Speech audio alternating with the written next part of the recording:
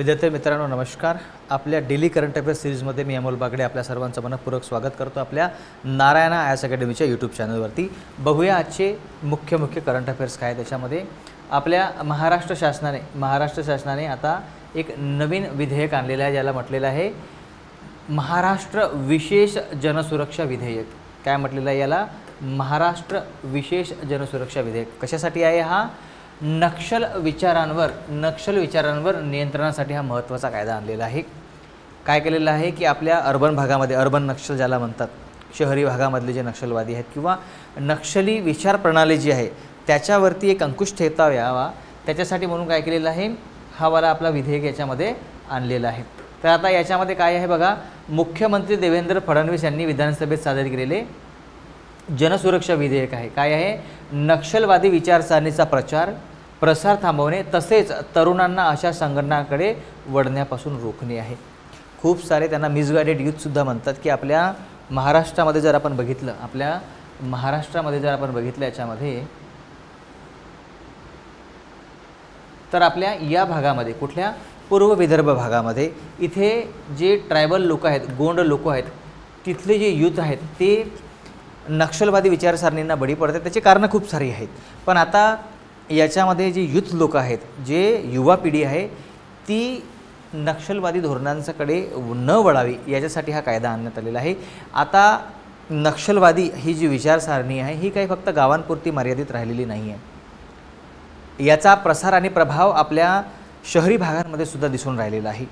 त्या अनुषंगाने सरकारने काय केलेलं आहे, हा एक आहे नवीन बिल याच्यामध्ये आणलेला आहे। याचे काय मुख्य प्रावधान आहेत ते बघूया आपण। याच्यामध्ये काय याच्यामध्ये डाव्या विचारसरणीच्या अतिरेकी संघटनावर कारवाई करण्यासाठी कायदेशीर चौकट केलेली आहे।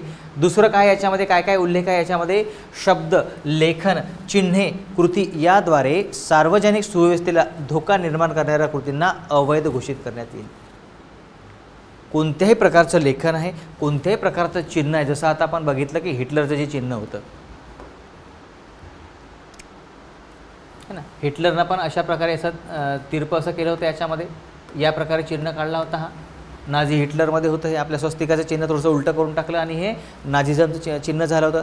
तशाच प्रकारे ह्या ज्या डाव्या अतिरेकी ज्या संघटना आहेत यांनी जर स्वतःचं काही लेखन केलं, काही चिन्ह दाखवले त्यालासुद्धा अवैध मानलं जाईल। त्याच्यासाठी काय आहे, 2 ते 7 वर्षाची शिक्षा आणि 5 लाख रुपये दंड यासारखे कठोर याच्यामध्ये केलेलं आहे।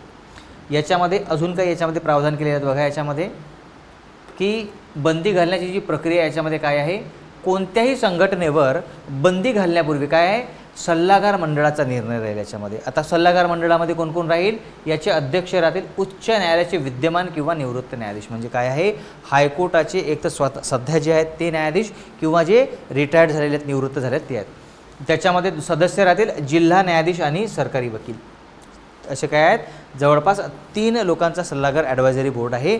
यांच्या ॲडवाईसनंतर, यांच्या सल्ल्यानंतर त्याच्यावरती काय करतील, याच्यामध्ये बंदी घालण्याची प्रक्रिया याच्यामध्ये करण्यात येईल। त्याच्यानंतर चौकशीची अधिकाऱ्यांचा दर्जा वाढला। काय आहे, पूर्वी पोलीस उपनिरीक्षक याची चर्चा काय करायचे, याच्यामध्ये चौकशी करायची, आता कोण करणार आहेत, पोलीस उपनिरीक्षक म्हणजे DYSP किंवा त्याहून वरिष्ठ अधिकारी। आधी काय होतं, PSI लेवलवरती होतं, आता PSI वरून DYSP वरती घेऊन गेले। मिनिमम DYSP पाहिजे किंवा त्याच्यावरती मग कोणीही करू शकते, पण मिनिमम काय पाहिजे आपल्याला, याच्यामध्ये DYSP पाहिजे। त्याच्यानंतर गुन्हे दाखलपत्र काय आहे, सर्व गुन्हे गंभीर आणि दाखलपत्र आहेत, जामीन मिळण्याची शक्यता नाही आहे, याच्यामध्ये नॉन बेलेबल करून ठेवलेलं आहे। बंदीनंतर संघटनेच्या मालमत्तेवर शासन ताबा घेतल्यास कोणताही दावा करता येणार नाही। काय करा, हे संघटनेची जी काही मालमत्ता आहे, स्थावर असो किंवा अस्थावर असो, त्याच्यावरती जर सरकारने ताबा घेतला त्याच्यावरती केस करता येणार नाही। त्याच्यानंतर संघटनेचे अस्तित्व कायम मानले जाईल, म्हणजे कसं आहे बघा, तोंडी किंवा लेखी घोषणेद्वारे किंवा पदाधिकारी बदलल्याने संघटना संपली असे मानले जाणार नाही। कुणी काय म्हटलं की तोंडी म्हणून टाकली की नाही बा आमची संघटना आजपासून आता बंद झालेली आहे, तसं नाही। यांचं काय म्हणणं आहे, जोपर्यंत संघटना किंवा तिचे सदस्य बेकायदेशीर कृत्य करत आहेत तोपर्यंत ती अस्तित्व असल्याचे मानले जाईल। फक्त तोंडाने बोलल्याने किंवा घोषणा केल्याने ती बंद होणार नाही। तुमचे सदस्य जर आहेत ते कार्य करत आहेत तेव्हापर्यंत तुमची संघटना काय राहील, त्याच्यामध्ये अस्तित्व राहील। तर आता याच्या आधी जे कायदे लागू करणारे जे राज्य आहेत याच्या आधी कोण कोण आहेत, तेलंगणा, आंध्र, ओडिसा, झारखंड। आता या सगळ्यांमध्ये जर एक कॉमन गोष्ट जर आपण बघितली याच्यामध्ये, तर आता हे आपलं भारत आहे आणि हे याच्यामध्ये आहे रेड कॉरिडोर. काय याच्यामध्ये? रेड कॉरिडोर किंवा लाल भागाचा जो आहे याच्यामध्ये भागलेला आहे कोणता आहे? तेलंगणा आहे याच्यामध्ये, ठीक आहे, आंध्र प्रदेश आहे याच्यामध्ये, ओडिसा याच्यामध्ये, झारखंड आहे. या सगळ्या भागामध्ये काय आहे? नक्षलग्रस्त आहे. हा जो सगळा भाग याच्यामध्ये भारताचा दाखवलेला आहे हा सगळा कसा आहे? हा सगळा नक्षलग्रस्त भाग आहे. आणि महाराष्ट्राच्या आधी तेलंगणा, आंध्र, ओडिसा, झारखंड. महाराष्ट्र हे कितवे राज्य आहे? 5वे राज्य आहे. महाराष्ट्र काय आहे याच्यामध्ये? 5वे राज्य आहे ज्यांनी अशा प्रकारचं विधेयक आणलेलं आहे. याच्यामध्ये काय आहे? याच्यामध्ये शहरी नक्षलवाद आणि डाव्या विचारसरणीच्या अतिरेकी संघटना. आता डाव्या विचारसरणीवाले आपल्या पार्लिमेंटमध्ये सुद्धा आहेत. डावे भाकप आणि माकप, भारतीय कम्युनिस्ट पार्टी आणि मार्क्सवादी कम्युनिस्ट पार्टी. पण ह्या अतिरेकी संघटना नाही आहेत.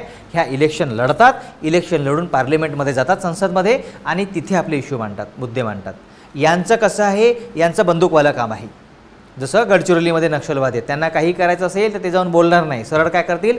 बंदुका दाखवतील. म्हणून त्यांना काय म्हटलेलं आहे? अतिरेकी संघटना म्हटलेलं आहे. चला त्याच्यानंतर बघा याच्यामध्ये आता विजय सोनी भारताच्या पॅराग्लायडिंग क्षेत्रातील अग्रगण्य पायलट यांचं काय झालेलं आहे? अपघाती निधन झालेलं आहे. कुठे? नॉर्थ मॅसिडोनियामध्ये. नॉर्थ मॅसिडोनियामध्ये वयाच्या 53व्या वर्षी आपल्या महाराष्ट्रामधील त्यांचा जन्म वगैरे झालेला आहे. काय म्हणतात? Fly master open paragliding competition.